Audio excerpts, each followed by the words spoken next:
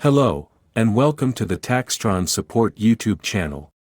In this video, we will learn how to autofill your tax return.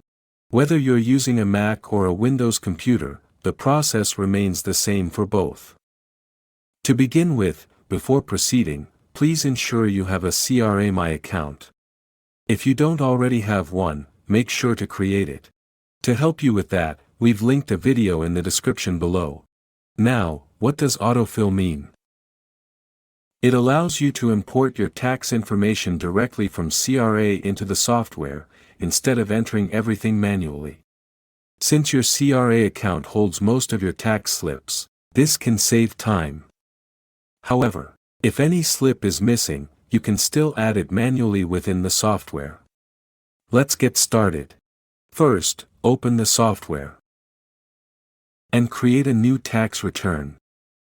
Once your personal information has been completed, go to the top menu bar and click on Transmission. From the drop-down, select the first option, Autofill My Return. At this point, a pop-up will appear, asking you to save the tax return. Click Yes, and save your file. Next, you'll see the Terms and Conditions for Autofill My Return. Click I agree. Then, a new dialog box will appear for authorization. Click Authorize with my CRA account. At this stage, a link will open in your web browser, taking you to the CRA login page. Here, you have two options.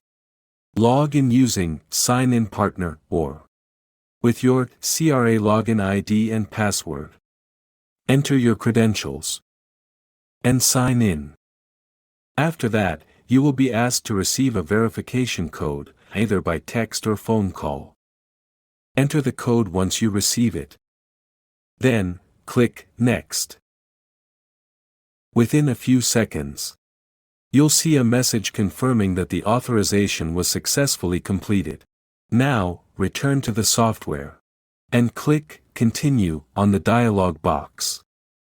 In the next dialog box, you'll see a list of all the available slips from CRA. Select all, and then click Autofill. And that's it.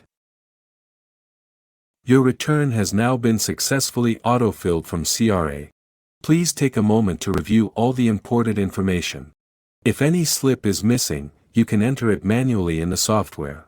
Once everything is accurate, you can proceed to submit your return to CRA. Thank you for watching. We'll see you in the next video. Don't forget to subscribe to our channel for more helpful tutorials.